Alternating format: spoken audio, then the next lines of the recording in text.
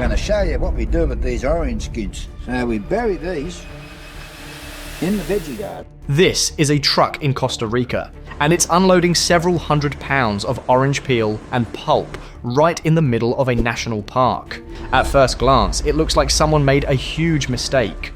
But this wasn't an accident, nor was it some shady operation done under the cover of darkness. In fact, throughout the 1990s, nearly 1,000 of these trucks came to the same spot to dump the leftovers from an orange juice factory. The park's staff knew this, and they even approved the project. By the end, about 12,000 tons of sticky orange waste had been dumped there. It looked like an environmental disaster waiting to happen, but what actually followed was one of the most unexpected ecological success stories ever recorded. The dumping site wasn't chosen at random. It was a barren patch of land inside the national park, a wasteland where nothing much grew. Costa Rica is often considered one of the most environmentally conscious nations on Earth. Though it makes up just 0.3% of the world's land area, it holds about 6% of the world's biodiversity. It's a green paradise. But even paradise has scars. This part of the park, once used as a cattle pasture for centuries, had been completely stripped of life. Soil was depleted, trees were stunted, and even the animals avoided it. When the grazing finally stopped, the land didn't recover. It stayed empty, covered in tough African grass that choked out native plants and fueled fires every dry season. Around the same time, a juice company called Del Oro had a problem of its own. Tons of leftover peel and pulp from its orange juice production. They owned some land near the park that they didn't plan to farm, and they needed a safe way to dispose of all that organic waste. Enter two ecologists, Daniel Jansen and Winnie Hallwax, from the University of Pennsylvania, who had been working in Costa Rica for years to protect the country's rainforests. In 1997, they came up with a bold idea.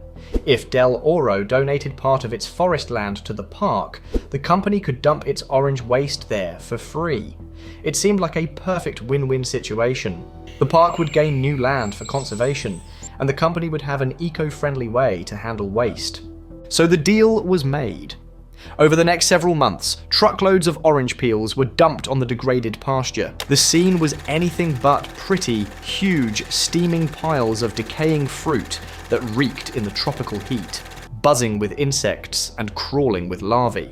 Still, the process went smoothly, and soon the waste began to decompose into rich black soil. But the success was short-lived. Just a year later, Del Oro's rival company, Tico Fruit, filed a lawsuit claiming that dumping orange waste in a national park was illegal and harmful to the environment. The rivalry between the two companies had already been fierce, and Tico Fruit used this as ammunition. Their lawyers claimed the waste was poisoning the soil and nearby rivers, releasing toxic acids and oils that could spread pests and diseases. The accusations were intense. The media picked up the story, and public opinion turned against Del Oro. Environmental groups like the Rainforest Alliance insisted the project was safe, but it didn't matter.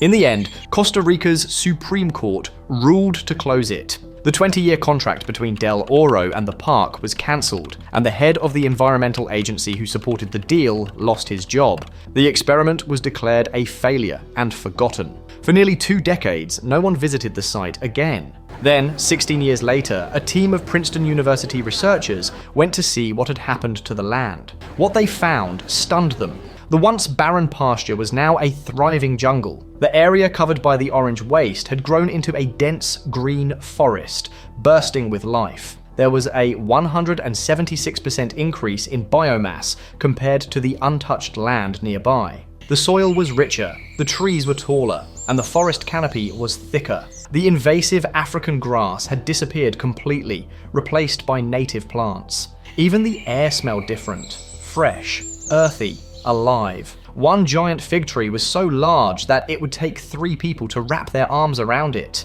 The dump had become a forest. Researchers still do not fully understand why it worked so well. One theory is that the orange waste flooded the soil with nutrients, while also smothering the invasive grasses that had been blocking native tree growth. Another theory is that the decomposing waste attracted insects and animals that helped disperse seeds. Whatever the exact mechanism, the result was astonishing: a completely restored forest that had grown faster and healthier than anyone thought possible. The success of the project raised a powerful question. Could agricultural waste like orange peels help restore damaged ecosystems around the world? If so, it might offer a cost-free way to fight deforestation and climate change. But there were important conditions that made this experiment work. The site was far from rivers and streams, so there was no risk of water pollution. The oranges were grown without pesticides, meaning the waste was free of chemicals. And Costa Rica's warm, humid climate helped the peels decompose quickly, turning them into natural compost. In another environment, the results might not be the same. Inspired by the orange peel experiment, scientists began testing other kinds of agricultural waste. In 2021, University of Hawaii researchers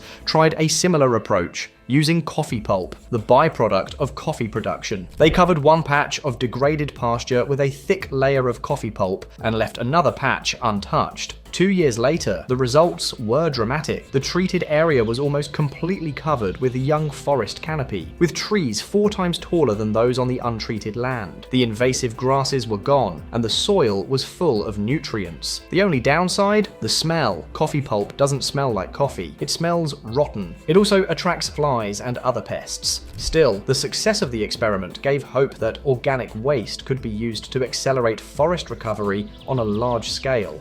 But the story doesn't end with forests. Worldwide, scientists are seeking new ways to reuse citrus waste. Each year, the planet produces about 15.6 million tons of citrus byproducts. Nearly half of all industrially harvested oranges end up as waste. Instead of burning or dumping it, researchers are turning peels into valuable products. Some are experimenting with turning orange waste into biofuel using microwave treatment, offering a cleaner alternative to fossil fuels. Others are developing biodegradable packaging materials from orange peel compounds. In Spain, scientists are working on using enzymes to break down peels into monomers that can be turned into plastic bottles, essentially creating zero-cost, eco-friendly packaging. Even designers are getting creative. An Italian design studio called Carlo Ratti Associati teamed up with the energy company ENI to create a machine called Feel the Peel. It's a 10-foot tall orange juicer that squeezes fresh juice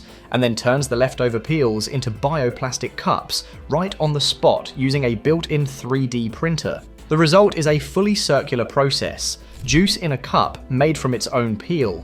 After use, the cup can be recycled or composted. In Milan, a startup called Krill Design took the idea further and created a lamp made from orange peel called Omi. Each lamp is 3D printed using biopolymer filament derived from the peel of 2 Sicilian oranges. It's bright, eco-friendly, and even carries a faint citrus scent. If you ever decide to get rid of it, you can simply compost it.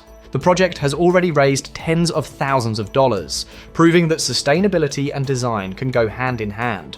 And perhaps the most surprising idea yet, oranges instead of concrete. Researchers at the University of Tokyo discovered that dried and ground fruit and vegetable waste, including citrus peels, can be used to make building materials that are stronger than concrete. They tested cabbage leaves, banana peels, and onion skins, mixing them with water and pressing them into solid blocks.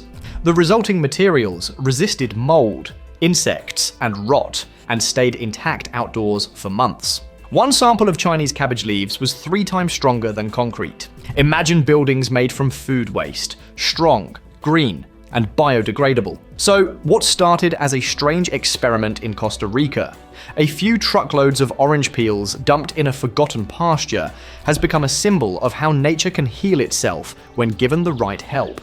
A rivalry between juice companies accidentally led to one of the most successful reforestation experiments ever recorded. It reminds us that sometimes progress doesn't come from perfect planning. It comes from bold ideas, mistakes, and a little patience. 16 years of silence turned a wasteland into a thriving forest. All it took was a mountain of orange peels. If that doesn't make you rethink what we call waste, nothing will.